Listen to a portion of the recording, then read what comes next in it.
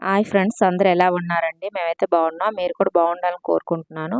ముందుగా ఈ సంవత్సరం టెట్, డిఎస్సి రాస్తున్న వాళ్ళందరికీ ఆల్ ద బెస్ట్ అండి. అందరూ ఎగ్జామ్ బాగా రాయండి. మంచి మార్క్స్ రావాలని కోరుకుంటున్నాను. టెట్‌లో మనకి ఎక్కువ మార్క్స్ వస్తే మనకి డిఎస్సిలో ఆ మార్క్స్ అనేవి కవర్ అవుతాయండి. వెయిటేజ్ ఇస్తారు కాబట్టి మనకు డిఎస్సిలో కొంచెం తక్కువ వచ్చినా టెట్ ద్వారా మనకి కవర్ అవ్వడం జరుగుతుందండి. అందువల్ల మన టెట్‌లో మనకి మార్క్స్ అనేవి ఎక్కువ రావాలి. చాలామంది టెట్‌లోనే బాగా ఎక్కువ మార్క్స్ తెచ్చుకుంటారండి. వాళ్ళకి డిఎస్సిలో తక్కువ వచ్చినా ఈ మార్క్స్ అనేవి కవర్ అవుతాయండి. డిఎస్సిలోని టెట్‌లో ఎక్కువ మార్క్స్ వచ్చాయనుకోండి మనకి ప్లేస్‌మెంట్ అనేది మనం ఎంచుకోవడానికి వీలుగా ఫస్ట్ మన నేమే వస్తుంది మార్క్స్ ఎక్కువ వస్తే. అందువల్ల టెట్‌లోని ఎక్కువ మార్క్స్ రావాలండి. డిఎస్సిలో కూడా రావాలి. ఒకవేళ మనకి టెట్‌లో ఎక్కువొచ్చినా, డిఎస్సిలో కొంచెం తక్కువొచ్చినా టెట్ మార్క్స్ మనకి కవర్ అవుతాయి. 2 మార్క్స్ టెట్, డిఎస్సి రెండిట్లో ఎక్కువొస్తే మాత్రం మనం మంచి ప్లేస్‌మెంట్ అనేది మనం నచ్చిన ప్లేస్‌మెంట్ మనం తీసుకోవడానికి బాగుంటుందండి. అంతే, ఎందుకంటే ఫస్ట్ నేమ్ మనదే ఉంటుంది కాబట్టి మనకి ఫస్ట్ అవకాశం ఇస్తారు కౌన్సెలింగ్‌లో. అందువల్ల బాగా చదువుకోండి. మంచి మార్క్స్ రావాలి. టైం వేస్ట్ చేయొద్దు దయచేసి. ఈరోజు సైకాలజీ బిట్స్ చెప్తున్నాను. చాలా ఇంపార్టెంట్ బిట్స్ అండి ఇవి. వీడియో మాత్రం స్కిప్ చేయకుండా అందరూ చూడండి. చాలా ఇంపార్టెంట్ బిట్స్. ఓకే అండి. ఇప్పుడు మనం బిట్స్‌లోకి వెళ్దాము. పాలు తాగకపోతే తల్లి తిడుతుందని భయంతో పాలు తాగే పిల్లవాడిని నైతిక దశ ఏంటి? పాలు తాగకపోతే తల్లి తిడుతుందని భయంతో పాలు తాగే పిల్లవాడి నైతిక దశ ఏంటి అంటున్నారండి. మనకి ఇక్కడ ఆప్షన్ 1 అండి. 1వ దశ పూర్వ సాంప్రదాయ స్థాయి. 1వ దశ పూర్వ సాంప్రదాయ స్థాయి అండి. పాలు తాగకపోతే తల్లి తిడుతుందని భయంతో పాలు తాగే పిల్లవాడి నైతిక దశ ఏంటంటే 1వ దశ అంటే పూర్వ సాంప్రదాయ స్థాయి. నెక్స్ట్ మనం రెండో బిట్టు. రమ్యకు ఇంటర్‌లో సంస్కృతం తీసుకోవాలని ఉంది. కానీ తెలియని భాష కనుక చదవగలనా అని భయపడుతుంది. ఇక్కడ సంఘర్షణ ఏంటి అని అడుగుతున్నాడండి. మనకి ఇక్కడ ఆప్షన్ 2 అండి. ఉపగమ పరిహార. ఉపగమ పరిహారం అండి. రమ్యకు ఇంటర్‌లో సంస్కృతం తీసుకోవాలనుంది. కానీ తెలియని భాష కనుక చదవగలనా అని భయపడుతుంది. ఇక్కడ సంఘర్షణ ఏంటంటే ఉపగమ పరిహారం అండి. నెక్స్ట్ మనం మూడోది చూసుకుంటే, పిల్లవాడు పరిసరాలతో సర్దుబాటు చేసుకోవడం అనే సంజ్ఞానాత్మక ప్రక్రియ ఏంటి? పిల్లవాడు పరిసరాలతో సర్దుబాటు చేసుకోవడం అనే సంజ్ఞానాత్మక ప్రక్రియ ఏంటంటే మనకు ఆప్షన్ 3 అండి. అనుగుణ్యం. అనుగుణ్యం అండి. మనకి ఇక్కడ ఆప్షన్ 3 అనేది కరెక్ట్ అవుతుంది. నెక్స్ట్ మనం నాలుగో బిట్ చూసుకుందాం. ప్రతి వ్యక్తికి ప్రకృతి సిద్ధంగా ఉన్న ప్రత్యేకతలు ఉంటాయి. ఆ ప్రకారంగానే విద్యా బోధన జరగాలి అని చెప్పిన వారు ఎవరు అంటే మనకు ఆప్షన్ 4 అండి. ప్లేటో.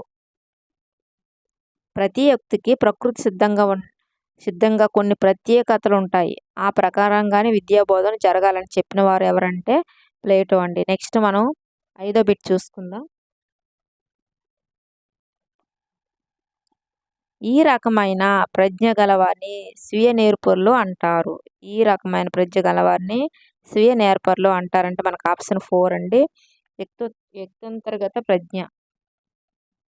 వ్యక్తంతర్గత ప్రజ్ఞ అండి. వ్యక్తంతర్గత ప్రజ్ఞ గలవారిని స్వీయ నేర్పరులని అంటారు. నెక్స్ట్ మనం చూసుకుంటే, పిల్లల వికాసంలో ముఠాదశగా పేర్కొనే దశ ఏంటి? పిల్లల వికాస దశలో ముఠాదశగా పేర్కొనే దశ ఏంటంటే ఉత్తర బాల్య దశ. పిల్లల వికాస దశలో ముఠాదశగా పేర్కొన్న దశ ఏంటంటే ఉత్తర బాల్య దశ అండి. నెక్స్ట్ మనం చూసుకుంటే,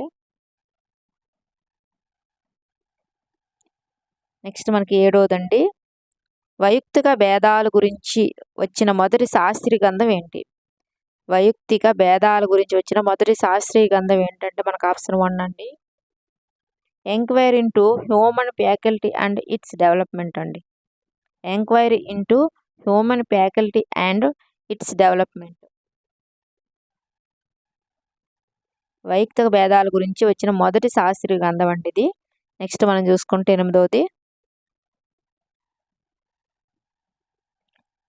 శిశువు మొదట తన తలను నిలిపి, తరువాత నడుమును నిలిపి కూర్చోవడం, ఆ తరువాత కాళ్ళను నిలిపి నడవడం చేస్తారు. ఇందులోని వికాస సూత్రం ఏంటని అడుగుతున్నాడండి.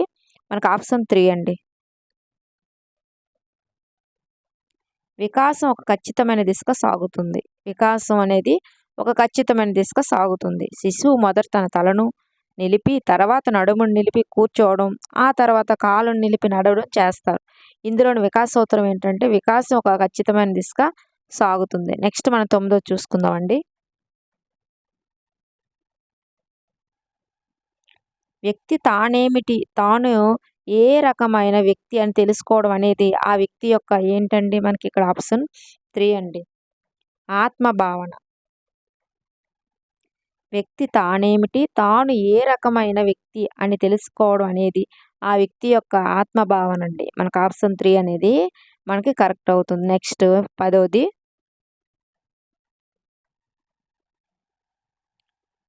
ఒక అబ్బాయి పరుగు పందెంలో పాల్గొనాలనుకున్నాడు. అయితే అతని కాలు బెణికింది. ఆ అబ్బాయికి కలిగిన ఆటంకం ఏంటి? ఒక అబ్బాయి పరుగు పందెంలో పాల్గొనాలనుకున్నాడు. అయితే అతని కాలు బెణికింది. ఆ అబ్బాయి కలిగిన ఆటంకం ఏంటి అని అడుగుతున్నాడండి. మనకి ఇక్కడ ఆప్షన్ 4 అండి. శారీరకమైనది. ఆటంకం ఏంటండి? శారీరకమైనది. ఒక అబ్బాయి పరుగు పందెంలో పాల్గొనాలనుకున్నాడు. అయితే అతని కాలు బెణికింది. ఆ అబ్బాయి కలిగిన ఆటంకం ఏంటంటే శారీరకమైన ఆటంకం అండి. ఆప్షన్ 4 అనేది మనకి ఇక్కడ కరెక్ట్ అవుతుంది. నెక్స్ట్ మనం చూసుకుంటే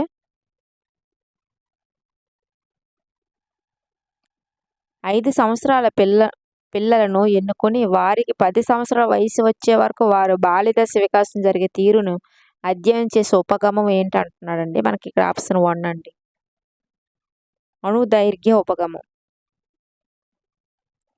5 సంవత్సరాల పిల్లలను ఎన్నుకొని వారికి 10 సంవత్సరాల వయసు వచ్చే వరకు వారు బాల్యదశ వికాసం జరిగే తీరును అధ్యయనం చేసే ఉపగమం ఏంటంటే అణుదైర్ఘ్య ఉపగమం. ఆప్షన్ 1 అనేది మనకి ఇక్కడ కరెక్ట్ అవుతుంది. నెక్స్ట్ మన 12వది. ప్రేమ విఫలమైన సాగర్ తన ప్రియురాలుపై కవితలు రాసి భావకవిగా పేరు తెచ్చుకోవడంలో రక్షక తంత్రం ఏంటి అంటున్నాడండి. మనకు ఆప్షన్ 2 అండి. ఉదాత్తీకరణం. ప్రేమ విఫలమైన సాగర్ తన ప్రియురాలుపై కవితలు రాసి భావకవిగా పేరు తెచ్చుకోవడంలో రక్షక తంత్రం ఏంటంటే ఉదాత్తీకరణం. ఆప్షన్ 2 అనేది మనకి ఇక్కడ కరెక్ట్ అవుతుంది. నెక్స్ట్ 13వది. నిశాంత్ లెక్కలు నేర్చుకున్నాడు. ఇప్పుడు అతను ఆర్థిక శాస్త్రం నేర్చుకోవాలని అనుకుంటున్నాడు.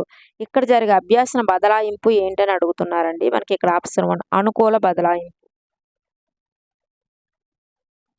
నిశాంత్ లెక్కలు నేర్చుకున్నాడు. ఇప్పుడు అతను ఆర్థిక శాస్త్రం నేర్చుకోవాలని అనుకుంటున్నాడు. ఇక్కడ జరిగే అభ్యాసన బదలాయింపు ఏంటంటే అనుకూల బదలాయింపు. ఆప్షన్ 1 అనేది మనకి ఇక్కడ కరెక్ట్ అవుతుంది. నెక్స్ట్ 14. ప్రస్తుత అభ్యాసనం గత అభ్యాసన పునఃస్మరణకు ఆటంకం కలిగిస్తే అది ఏంటి అంటే మనకు ఆప్షన్ 2 అండి. తిరోగమన అవరోధం అండి. ప్రస్తుత అభ్యాసనం గత అభ్యాసన పునఃస్మరణకు ఆటంకం కలిగిస్తే అది తిరోగమన అవరోధం కింద వస్తుంది. నెక్స్ట్ మనం 15 చూసుకుందామండి. ఒక విద్యార్థి న్యూటన్ గమన సూత్రాలను ప్రయోగపూర్వకంగా నేర్చుకొని గుర్తుంచుకున్నాడు. ఇక్కడ స్మృతి రకం ఏంటని అడుగుతున్నాడండి. మనకు ఆప్షన్ 1 క్రియాత్మక స్మృతి. ఒక విద్యార్థి న్యూటన్ గమన సూత్రాలను ప్రయోగపూర్వకంగా నేర్చుకొని గుర్తుంచుకున్నాడు. ఇక్కడ స్మృతి రకం ఏంటంటే క్రియాత్మక స్మృతి. ఆప్షన్ 1 అనేది మనకి ఇక్కడ కరెక్ట్ అవుతుంది. నెక్స్ట్ మనకి 16వదండి.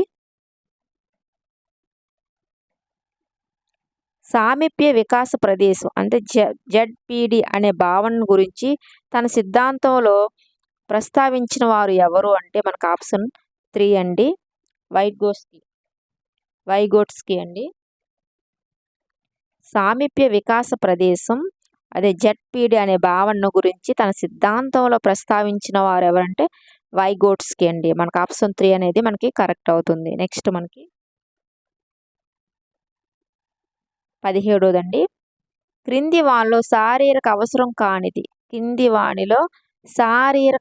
కానిది ఏంటంటే గృహము అండి. కింది వానిలో శారీరక అవసరం కానిది అన్నాడు. గృహం వస్తుంది. శారీరక అవసరం కానిది ఏంటండి? గృహం. నెక్స్ట్ మనం 18తో చూసుకుంటే, క్రింది వానిలో జర్మన్ భాషా పదం ఏది? క్రింది వానిలో జర్మన్ భాషా పదం ఏదని అడుగుతున్నాడండి. మనకి ఇక్కడ ఆప్షన్ 3 అండి.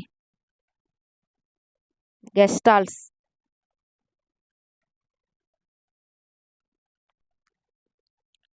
గెస్టాల్ట్స్ వాదం అండి. క్రింది వానిలో జర్మన్ భాషా పదం ఏదంటే గెస్టాల్ట్.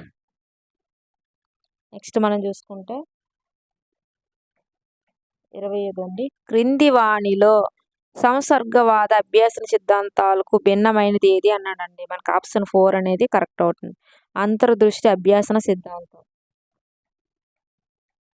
క్రింది వానిలో సంసర్గవాద అభ్యాసన సిద్ధాంతాలకు భిన్నమైనది ఏదంటే అంతర్దృష్టి అభ్యాసన సిద్ధాంతం. అంతర్దృష్టి అభ్యాసన సిద్ధాంతం అండి. ఆప్షన్ 4 అనేది మనకి ఇక్కడ కరెక్ట్ అవుతుంది. నెక్స్ట్ మనం చూసుకుంటే 21దండి. విరమణ నియమాన్ని తన అభ్యాసన సిద్ధాంతంలో పేర్కొన్నవారు ఎవరు అంటే మనకు ఆప్షన్ 1 అండి, పావ్లోవ్. విరమణ నియమాన్ని తన అభ్యాసన సిద్ధాంతంలో పేర్కొన్నవారు ఎవరంటే పావ్లోవ్ అండి. ఆప్షన్ 1 అనేది కరెక్ట్ అవుతుంది. నెక్స్ట్ 22ది. అభ్యాసన ప్రభావితం చేసే అభ్యాసకుని మానసిక అంశం ఏంటి? అభ్యాసనను ప్రభావితం చేసే అభ్యాసకు మానసిక అంశం ఏదంటే ఆప్షన్ 1 అండి, ప్రేరణ. అభ్యాసనను ప్రభావితం చేసే అభ్యాసకుని మానసిక అంశం ఏంటంటే ప్రేరణ అండి. ఆప్షన్ 1 అనేది ఇక్కడ మనకి కరెక్ట్ అవుతుంది. నెక్స్ట్ 23ది. పృథుంకరణ వీరికి సంబంధించిన విద్యా కార్యక్రమం. పృథుంకరణ వీరికి సంబంధించిన విద్యా కార్యక్రమం అంటే ఆప్షన్ 3 అండి. Sorry, option 4. ఆప్షన్ 4 అనేది మనకి ఇక్కడ కరెక్ట్ అవుతుంది. ప్రతిభావంతులైన పిల్లలు. పృథుంకరణ వీరికి సంబంధించిన విద్యా కార్యక్రమం అంటే ప్రతిభావంతులైన పిల్లలకు సంబంధించినది. నెక్స్ట్ మనము 24. సహభాగి అభ్యాసనం ఉపగమం యొక్క ప్రథమ సోపానం ఏంటి? సహభాగి అభ్యాసన ఉపగమం యొక్క ప్రథమ సోపానం ఏంటంటే మనకు ఆప్షన్ 3 అండి, సమస్యను గుర్తించడం. ఇది ప్రథమ సోపానం కింద వస్తుంది. అందులోని సహభాగి అభ్యాసనం ఉపగమం యొక్క ప్రథమ సోపానం సమస్యను గుర్తించడం. నెక్స్ట్ మనకి 25ది. బ్రోనర్ సిద్ధాంతంలో బోధనా క్రమానికి సంబంధించి విషయాన్ని అందించే పద్ధతులకు చెందనది అన్నాడు. చెందనది అన్నాడు. ఒకసారి చూసుకోండి. చెందనది అన్నాడు. మనకు ఆప్షన్ 1 అండి, ఉపన్యాస పద్ధతి.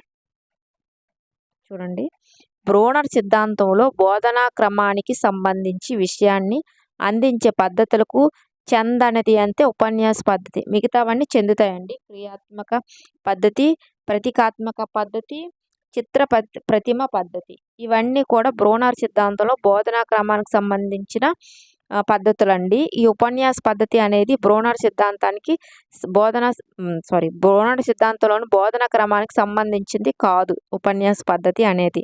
నెక్స్ట్ మనం 26 చూసుకుంటే,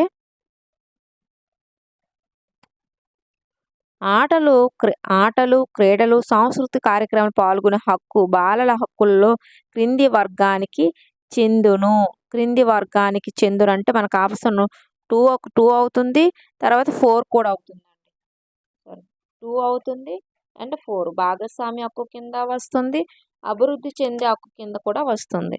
భాగస్వామ్య హక్కు కింద వస్తుంది, అభివృద్ధి చెందే హక్కు. ఈ రెండిట్లో ఏది రాసినా మనకి కరెక్ట్ అవుతుందండి. ఆటలు, క్రీడలు, సాంస్కృతిక కార్యక్రమాలు పాల్గొనే హక్కు బాల హక్కుల్లో క్రింది వర్గానికి చెందును అంటే భాగస్వామ్య హక్కు వస్తుంది, అభివృద్ధి చెందే హక్కు కూడా వస్తుంది. నెక్స్ట్ మనకి 27th అండి.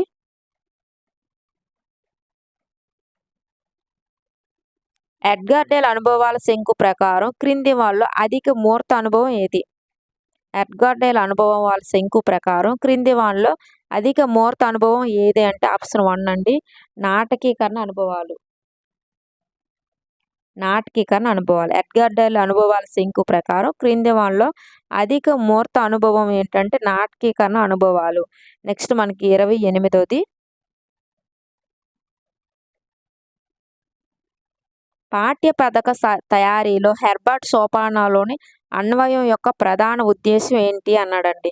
మనకు ఆప్షన్ 3 అవుతుంది. భావనలు జీవితానికి అనుసంధానించడం.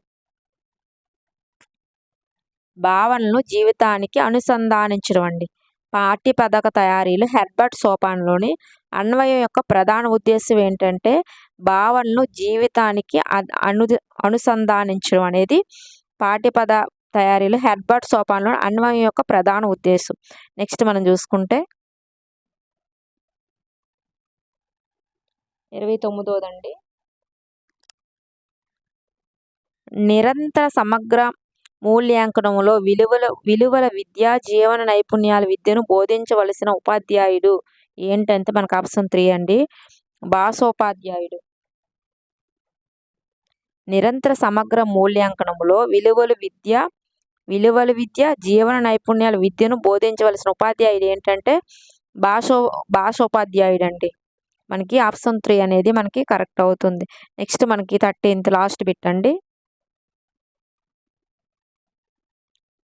గణితం గురించి జాతీయ విద్యా ప్రణాళిక చట్టం. 2005 భావన కానిది అన్నాడండి.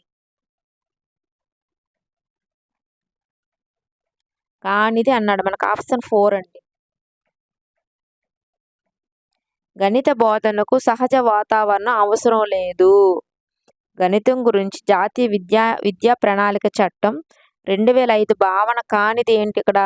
గణిత బోధనకు సహజ వాతావరణం అవసరం లేదు అన్నాడు. ఇది కానిదంటే మిగతావి ఖచ్చితంగా అవుతాయి.